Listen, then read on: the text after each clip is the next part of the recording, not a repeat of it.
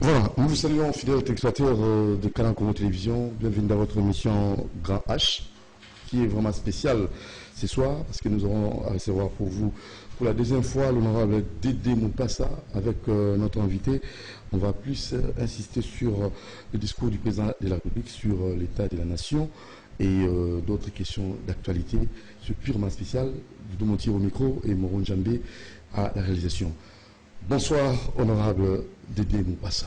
Bonsoir, monsieur. Alors, nous vous remercions pour votre disponibilité. Ce n'était pas facile.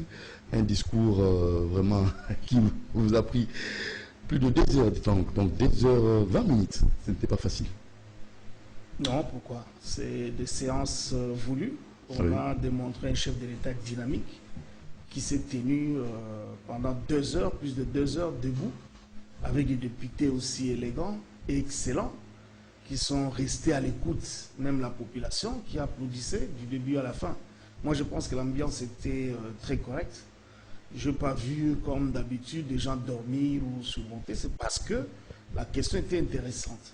Et tout le monde voulait écouter de la bouche du chef quel est son entendement de tous ces problèmes qui nous guettent, de tous ces défis. Et c'était nécessaire. Et nous aurons comme ça décortiqué le discours du président ensemble avec vous, mais pour permettre à nos téléspectateurs d'avoir de plus amples précisions et surtout concernant la coalition FCC Cash, est-ce que ça évolue bon train? Oui, mais je pense que le chef l'a dit dans son discours. Il a donné la santé de relations tout en reconnaissant que ce n'est pas facile. C'est une première fois qu'on a cette alternance sous ces formats où le président de la République gagne aux élections. Mais au niveau... Donc, mais oui, mais comme on a lingala, mais ce qu'on a en français, papa, tout est en français. Alors, tout est en anglais. Alors, le chef de l'État, dans le discours, d'abord, en tant que député, je m'abstiens de faire des commentaires sur le discours du chef. Oui. Si l'on place des commentaires sur le discours du chef, ils ont un congrès. Mais comme le discours du chef n'est pas commenté pendant les séances, il y a plénière d'Abisso, je ne me permettrai pas. Mais au moins ici, s'il y a quelques éléments où il y a éclaircissement, mais pour la coalition alors, pour la coalition FCC Cash, d'abord, la éviter ceux qui battent Cash dans le Utiwapi, FCC Utiwapi. FCC et Zali, Lingomba et ba parti politique. Parti politique et Zanini. Na Oyetali ko Kamba Mboka ko zwa Bokonzi. Mibeko eloba soko lingo zwa Bokonzi na Mboko yo, il faut s'organiser na kati ya parti politique. Eza ba association privée ya batu. Bozala makanisi moko bobi bon.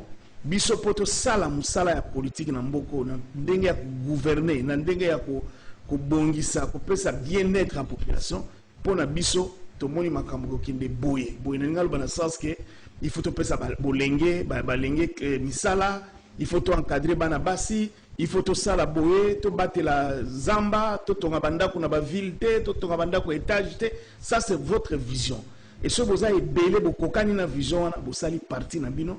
Alors soki boza na ba parti boko bunda bitumba ya élection na cadre de démocratie pour que oya gagner a Mboka, oya ko perdre abimi opposant. Mais c'était surtout outil nango ya Congo wa notion ya opposition na mekakulobela ngo muke et outil nde parce que tozala ki na dictature, to na démocratie te.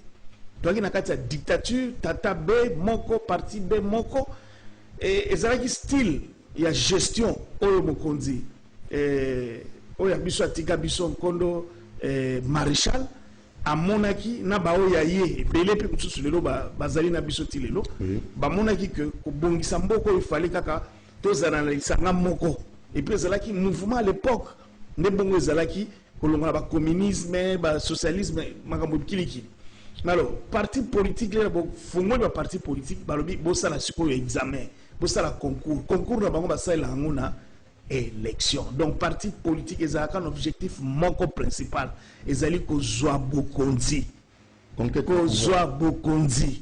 Alors ko zwa Bokonzi eza ma sécurité que yo moko telemi obina ko zwa Bokonzi nga moko PPRD eza parti politique na zana parti la ngai PPRD ye moko akoki kozwa bokonzi pete afongoli maboko alobi bandeko boya tosangana basangani na baparti mosusu ebele ya baparti na oyo ya ngai parti FIDEC tosangani baparti ebele nde tosali FCC wana na likanisi ya mwana mboka Kabila. Ils ont bloqué cash. Non, ils ont bloqué na ndenge ni nazopesa yo, nazondimulela yo. Na bato azo ba ko bloquer peut-être ça qui ba yebité. OK. Alors, l'air bango bazui bokonzi. Ba sangani na FCC pour ko préparer ba élection. Et ba élection ezalaki pour ba gagner présidentielle, ba gagner assemblée nationale, ba gagner ndenge ba gagner na 2006, ndenge ba gagner pe na 2011. OK. Mais ça n'est que possibilité de pesamité baninga o bazalaki na cash, c'est-à-dire na opposition basangani pe ba na concours wana. Mais bango kuna na ngambo na bango opposition bakabona ki lisusu. Alors ndambo parti mususu tikalaki ba s'investir dans l'élection, cour constitutionnelle est programmé. Les ba programmé to ba bimiseli biso président de la République élu reconnu na kati ya mboko yo président Félix Antoine Tshisekedi.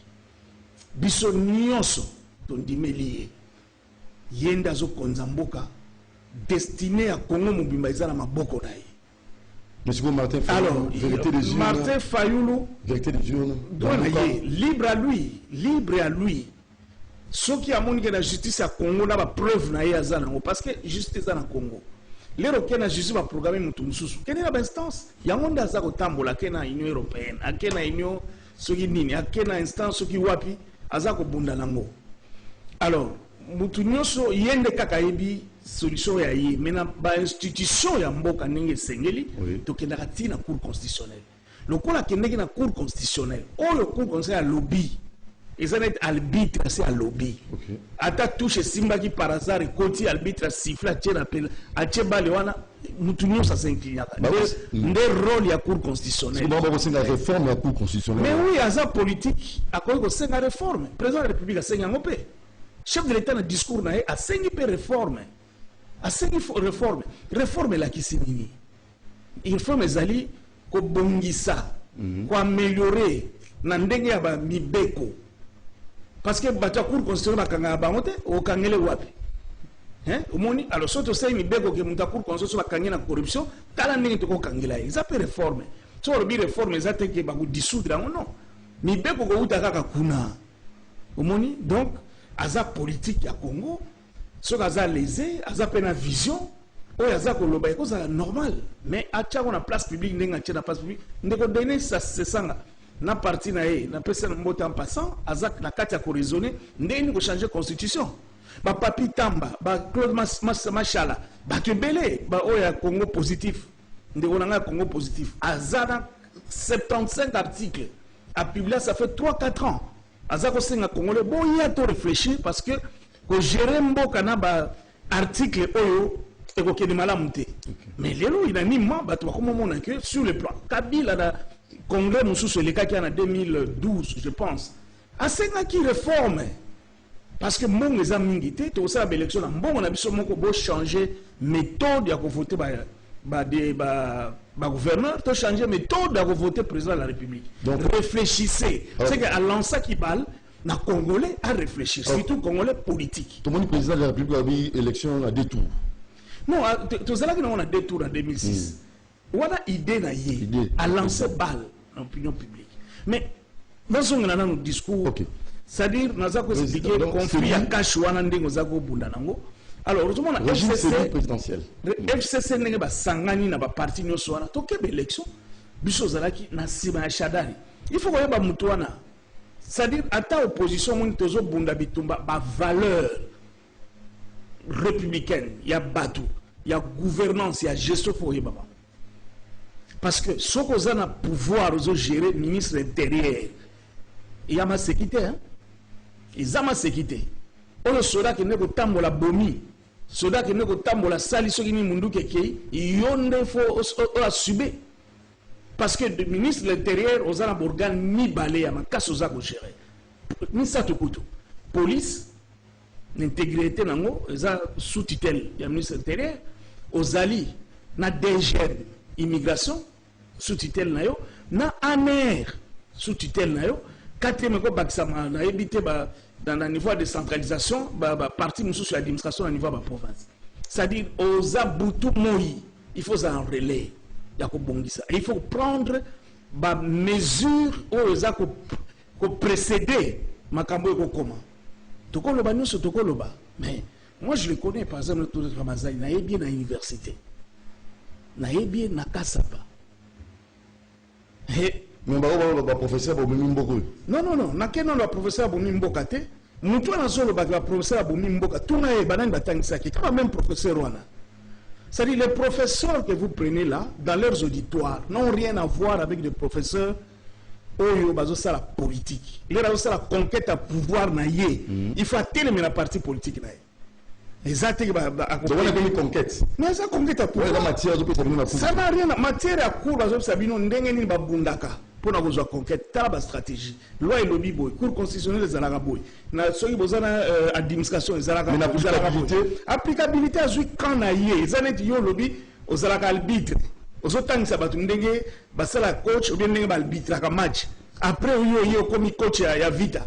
On va bien côté côté ni. Déjà la constitution ba loi mususu ko changer en mot pour non, on peut changer, de toutes les façons, la constitution est en matière compliquée. Il y a une lecture dans le cours Mubimba, instance Mubimba. Et constitution est allée à l'université qui m'a sali droit. Pas que ça rate ne balé canaba TV. Nous ça interprétation de la constitution, technique, il y a élaboration, il y a lecture dans le basala ka cour kuna ba benga droit constitutionnel. Jacques Njoli. Ba professeur va zaibele. Et na kati wana ba lecture on va tendance mon côté. Ba msu ba na tendance croisée, ba msu ba na tendance ya boyer, ainsi de suite. Il y a aussi des écoles par rapport à ça.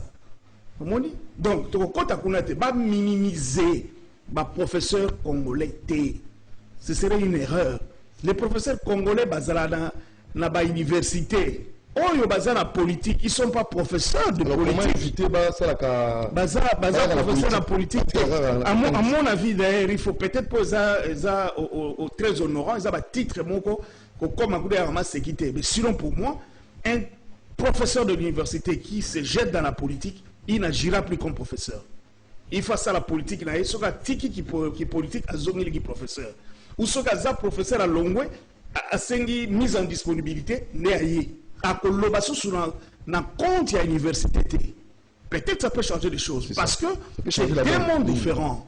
Monde où il y a une théorie qui va plus sur la théorie belée. Si on joue à une technique, on a une stratégie, on peut appliquer. Mais alors, on va porter confusion, sinon, génération de l'université université dans la tilaté. Comment professeur dans la tilaté, on ne peut pas dire ça. Nous avons battu, il y a maïel dans Mboko, bandel tissu, qui va t'engager dans Mboko. Alors, on a toqué dans un passage, on a toqué dans la parenthèse, mais tous on a un conflit à cache dans le binayo parce que les élections. Qui bloque qui? Non, blocage, mon réalité, incompréhension, tout simplement. Même, incompréhension. Généraux. On a toujours, au moins, il y a parti politique, il y a une concurrence permanente.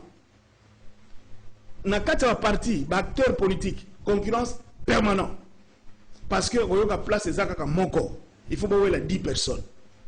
Comme président de la République, il y a combien de candidats? Il était le seul à vouloir être candidat. Non. Parce que c'est bien, parce qu'on ne président de la République. Mais le coup, la partie, nous, c'est la discipline. Dans le cadre de la discipline, nous avons X à Binognoso pour qui dit ce qui m'a pas zoami. Comment on attend le gouverneur? Si on a un parti qui veut devenir au bien poste de tel, il y a un moment où on passe sur la salle primaire pour diminuer l'ambition en bateau. Vous allez primaire, gagner la primaire, la suite et puis retenir. Donc, c'est un problème d'incompréhension. Je disais que la coalition Oyo, FCC Azana, on a caché, et c'est normal. Le président le bien contre un discours que Eza Mbotama Yassika. Mbotama Yassika, il y a alternance. Alors, Zomona qui est de bon, mais lui tient, responsable dans Mouezali, Joseph Kabila, le Raïs, et le président Fachi, Bangonde est responsable. Ce que le président Fachi a joué engagement, que Biloko qui est malade, dis-toi qu'il y a des choses qui ne marchent pas. Et na bango ce qu'on a capitaine, nous avons Nemi na côté FCC et puis nous avons na Kabound. Effectivement, honorable Kabound président, a kende ko loba makamune wana alobi on a parlementaire. Alobi on peut na cadre ya nini te ya cacheté. A ke ko loba on a IDPS. A zongi parti politique. A ke ko loba ya yi. Ba o pe a PPRD on ko loba parce que zo ko loba ngo bientôt ba kino sa na Lubumbashi engagement ba za ko loba. Ba lobe le on a cadre FCCT. Ba lobi on a cadre parti politique na bango. Et la cadre parti Toko Beta Nakaka Bongo. Et c'est normal. Mais le peuple nous va souffrir, non? Mais le peuple a souffert, le peuple a gouverné dans le parti politique, le peuple a gouverné dans le gouvernement. Ce qui a entassé le gouvernement de Makambo Baby. Gouvernement, donc il n'y a pas de crise institutionnelle. Est-ce qu'il y a une crise institutionnelle dans la dimension? Le président de la République, très respectueusement, Bazali, Makambo Zoki très bien. Dans le gouvernement, il y a félicité le gouvernement, a félicité le Premier ministre. A yébié très bien, a encouragé. Le Premier ministre a félicité le programme de Bisso Parlement, Yamba Kiango, d'une manière d'urgence, tu peux essayer de konzi, a kende ko konza. Ndekuna problème. Les restes ici, bitumba tous les jours. Voilà. C'est-à-dire les alinétis, na équipe, qui comité, et lobby, les cambomoko sur un entraîneur, sur un joueur, na ba joueur, ba lobby. Na ba état-major, na bango, ba supporters, ba lobby. C'est que c'est ni. Donc on ne peut pas réduire gestion en boka na dimension mais bandi pekuna et ça penati na base la instruit ba yebaka mukilide les ok. Voilà, très rapidement on va tout un discours au président Kambouya Kinbopeto. Kinbopeto budget balobi gestion na mala munité. Est-ce que vous avez une idée pour sur un peu population pour bakolanda yo pour makambo Kinbopeto? Bon, Kinbopeto est la politique, c'est-à-dire mon consigne sur les réseaux gouvernés. Il faut avoir mon fort pour retenir pour permettre à remonter les défis. Défi à l'Ibosso, à la salité dans la ville. Dépotoir, la salité. Parce que mon gestion de la ville, les gestion de Batou, et Batou va dégager la énergie, déchets à utilisation de la maladie, il y a se transmettre. Alors, yo sur la gestion, tu dois protéger tous ces cadres-là. Pour bateau, il faut pas lier. Bateau, il faut pas dégager. Tout ça, ils ont la gestion de la ville. Il faut pas là. Et puis, là, il faut pas un mouvement. Et mouvement, chacun avec une activité. Dans la ville, il faut faire ça la l'autre. Si on a un bateau, ça la l'autre dans la ville. Qu'est-ce qui va arriver? Parce que dans la ville, tu ne peux pas habiter dans une ville sans rien faire. Parce que la vie dans la ville, c'est la vie des impôts. Il faut qu'on t'identifie. Il faut qu'il y ait un mouvement pour question de sécurité. Il faut vendre un andam. C'est payant en termes de location, c'est payant en termes de taxes. Vous avez alors, Kinbopeto est un très bon mot qui entre, ça veut dire, c'est-à-dire de saleté qui nous a entourés, on sort de la saleté vers la propriété. Alors il faut que les chefs projettent. Et Gentilly, ce qu'il a fait le gouverneur, c'est très bien. C'est très très bien comme mot. Mais maintenant, l'opérationnalité. L'opérationnalité. Moi, je dis toujours qu'il y a une opportunité à business. Il y a des jeunes, il y a des bateaux, il y a des entrepreneurs. C'est un domaine qu'il y a qu'à exploiter. Moi, c'est comme un Amukili. Et que ça la mabé, mais créer une opportunité. Opportunité d'affaires dans le domaine. Donc, vous pouvez aussi créer des entreprises pour la recyclage. Mais oui, entreprise, il y a recyclage dans la chaîne. Il y a traitement des déchets. D'abord, chaque avenue, chaque quartier, sur aujourd'hui 4, 5, 6 quartiers, par bloc 10 ou 15 blocs, au sein de la société, il y a un logo Taramatiti. D'abord ça. Il y a un matiti pas na bango. Il y a un cadre, place pour le matiti, na 4 lopango. Il y a un agent, il y a un matiti. Et si vous préparez, il y a un mouton à traiter. Pour que ce soit énergie, soit ma compose agriculture. Donc dis-moi, il y a combien de quartiers? Tu as un entrepreneur combien? Et maintenant, l'État, au ça, a suivi encadrement, il y a bateau pessi mukumba. Pour pas foutre la taxe. Bateau, parce que le côté de la saleté, pas foutre. Alors, au financer, il y a des structures de financement, banque commerciale, les alliés, banque de crédit, les alliés, et gouvernement provincial, il y a beaucoup de ça.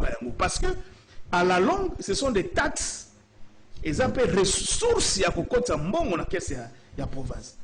Alors c'est sûr que tout ça quelques semaines ou premiers mois ya gestion nango to ko porter critique et belete, mais déjà pour moi dans un monde butu nyonso bana bazotonda na ba villa wa ko kombola balabala ko sangisa matiti dans un monde ba camion za ko leka déjà parce que beaucoup d'argent ko kanisa te que ça eloko ya ko lokota ka bo ils mbongo ebele vraiment. Donc ba déchet tout le monde là ba devise ko na caisse de l'État. Alors très rapidement pour toujours ignorer usage il y a ba déchet na biso mettre fin à ces paradoxes, pays riches, population pauvre, n'a discours président.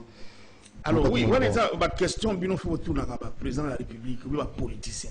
Il y a ça la politique, c'est paradoxe. Parce que le paradoxe, c'est un constat que nous sommes yébi. Avant pour arriver à ce paradoxe, il fallait que la Banque mondiale ait ça l'habitude. Mais l'élo est à la portée de tout le monde. Le fait de le dire ne donne pas de courroie à qui que ce soit. Mais ce sont des défis. Maintenant, tout le monde a une réponse. Comment éliminer ces paradoxes? Je suis très content que les chefs aient récupéré, épinglé cette histoire parce qu'ils prévoient un certain nombre d'éléments. Il y a sa solution. Il y a des défis, il y a réduire la pauvreté qui caractérise la communauté nabiso, le peuple, la population nabiso, en s'engageant qu'ils travailleront pour leur intérêt. Et pour cela, il y a éliminé fraude, il a lutter contre la corruption. Ça, c'est des éléments primordiaux pour relever le niveau. Il y a des recettes et puis il y a la redistribution. Il y a un programme où il y a l'agriculture, un programme où il y a l'énergie, un programme où il y a la population. Voilà, alors tout qui nous manie un discours, en fait 80% réseau ennemi, ils ont démantelé pour nous béni. Dans les Kamasengi, MONUSCO, il faut nécessairement au salaire évaluation. Ce n'est pas vous en tant que honorable député, nous nous regroupons ça. MONUSCO, pour traitement, MONUSCO, bien faut jouer papier dans le Tchana Pemé. Aya Dengeni, dans le mandat, qu'est-ce qui était prévu? Si vous avez est-ce que au Batindaki, à Salakandeng Batindaki? Oui. À Salakandeng Basengilaki? Non. Objectif est atteint et il y a sous conclure. Donc, c'est balance et vous décidez. C'est comme ça qu'il faut apprécier MONUSCO. Mais Baningo Bazana Beni, ils ne sont pas d'accord. Il y a que pardon, bazo comprendre comment bako bomana MONUSCO eya mais ako sili sali kama bomana nate et des fois bazo mona moi objet et ya banguna na maboko na bango comment ça se passe moko bazo kanga bangona moi ba milena na bakati mituka tout ça ça trouble un peu le fait mais babo sanate que na kati groupe nyonso il y a toujours les gens qui n'engagent pas la MONUSCO d'une manière générale mais ce sont des individus qui se comportent d'une manière ou d'une autre. Mais en tant qu'institution MONUSCO, je pense qu'il faut tous aller dans orgueil ou bien tous aller dans respect. Il y a un traité aussi pour permettre que traité on a très bientôt dans le pays il faut que la Mibé qu'on a sengeli. Mais MONUSCO pour c'est à nous de prendre la décision. Le président Kabila l'a sollicité et le chef de l'État, je pense, a lobby mais d'une manière diplomatique. Il y a le Bazali, mais Malembe, tout le monde libéré, voilà, lutter contre le tribalisme, la haine, la division. Ça, vous devez incorporer. Bon, c'est la montée d'un chef de l'État. Non. Monde de la presse, les artistes, tous les communicateurs, à des devoirs. To intérioriser yango parce que yango nde kokata nanya pauvreté ningo lobaki awa paradoxe ezali entre pauvreté na ba richesse tozango eza soki to éliminer biloko wana et chacun na charge na il faut lobela yango mais les stratégies c'est ça les propositions eza débat ya politique générale congolais nyonso faut participer ya ko loba ya ko dénoncer. Parce que les fraudeurs, les gens qui font de la corruption, les gens qui fraudent, c'est vrai, nous sommes voyageurs, mais vous connaissez, non? Mais